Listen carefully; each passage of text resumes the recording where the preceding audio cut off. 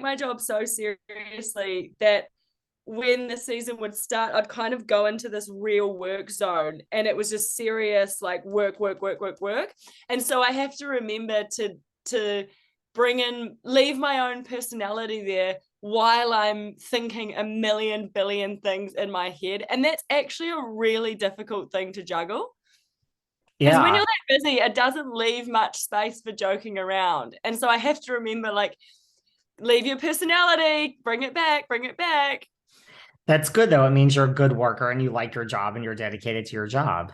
Yeah. And so I think, thank you. And I really do love my job so much. And so I think when you put all those things together and you realize how difficult it is, I think anyone that is able to pull it off has done an amazing job. So the fact that Hannah did 5 seasons worth of that, I really take my hat off to her, because that's 5 grueling seasons. Did you have a preference of Hannah or Bugsy as your chief stew? No, I would be happy with either.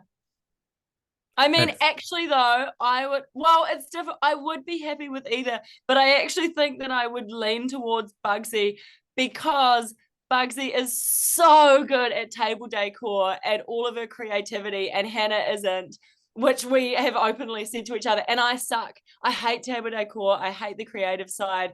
And so I always like to delegate that. So if I had Bugsy, she can do all that, and then I can do all the drinks and serving and Bugsy wrote a whole book on it. So there you go. she, dude, her tablescapes, because in season 5, when I was working with her, I just would, her and Toomey, I would look at their tables and I'm like, how the actual fuck does this come out of someone's brain? I just am not that way inclined. I can do nice tables if I've spent a long time on a boat and I really know the decoration cabinet like inside out, and I've had time to kind of build like a repertoire of things that I rotate between. But if I'm just chucked in there and given a box and been like, make something amazing, there's no way. It's a hard skill. I'm not very good at it either. Yeah. What about, in season 5 of Med, like, you came in like once Bugsy was like promoted and, Captain Sandy got rid of Hannah, that was such a tense moment in like the show's history. Like, what was the atmosphere actually like being there? Like was it as tense as it seemed to the viewer? No, well, I didn't find it tense. Because I came in and I had no idea what had happened, because they didn't tell me anything. And I was like, oh, Hannah's not here.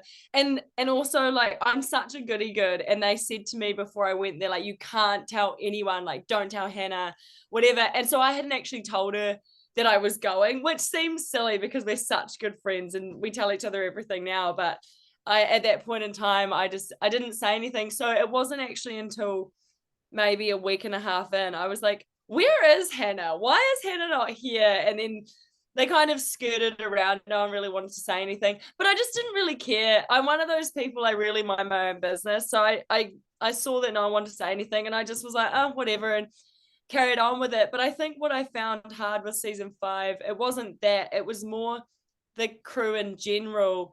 It was a really hard crew to gel with. And I think that they kind of showed that as well. Oh, sorry, I think did the video freeze a little bit? No, you're good. Well, you were good.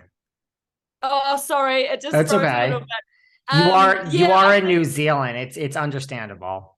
yeah, it's just this bloody rain makes it so difficult. But no, I just found the crew really hard to gel with, and I think they kind of showed that a bit on the episodes.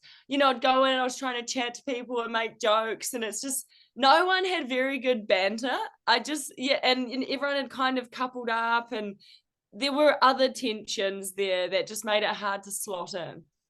Right. It wasn't just the whole Hannah thing, but nobody wanted to talk about Hannah and where she was. It just kind of no one wanted to get into it.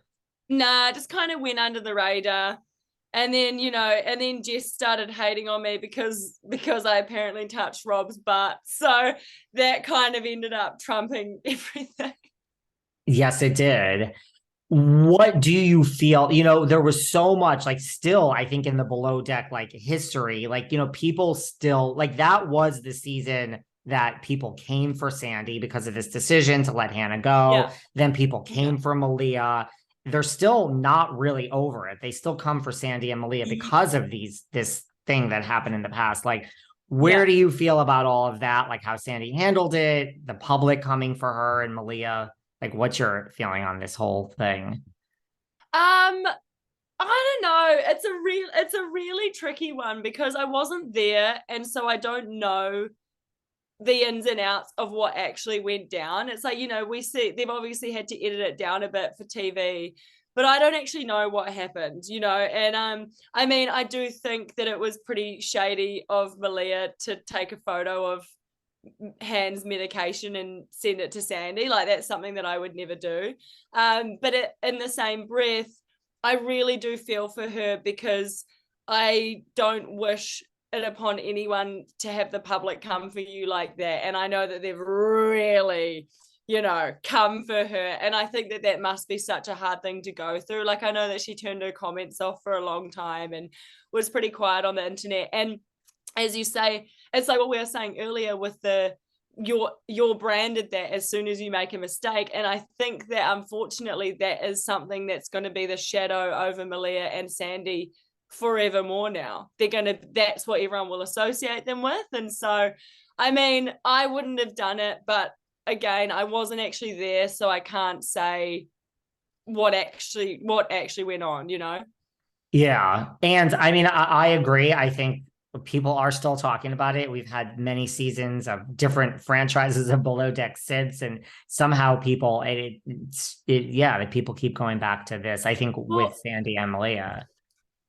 I think especially because Bravo is such a progressive network. It's like, I think people were like, I think the biggest issue was people saying like, oh, like, you're going to fire someone over medication that they're taking for their anxiety. And I can tell you, Hannah's anxiety is a real thing. I have seen her like throwing up, shaking, crying. It's a really serious thing that she has. And so I don't know, I kind of understand people have been like, well, so you're going to fire her for having medication for her anxiety. Because the thing is, I mean, technically, I guess you should say what all of your medication is, but so many, most people don't ever bother actually going and logging it, and you don't get fired for it.